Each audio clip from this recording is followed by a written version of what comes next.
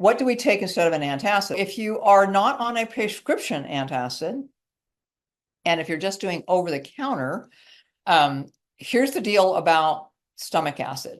When you get older, you don't have that much stomach acid. So we want to have stomach acid because we need to digest, the food needs to get in there and mix around, and like a washing machine, it needs to mix and turn and everything in order for it to get broken down completely.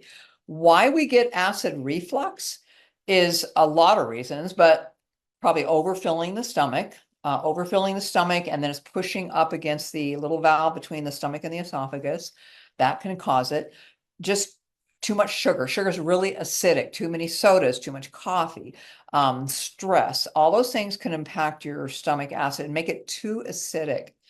But most people have a problem because they don't have enough stomach acid. Want to receive nutritional insights to your inbox?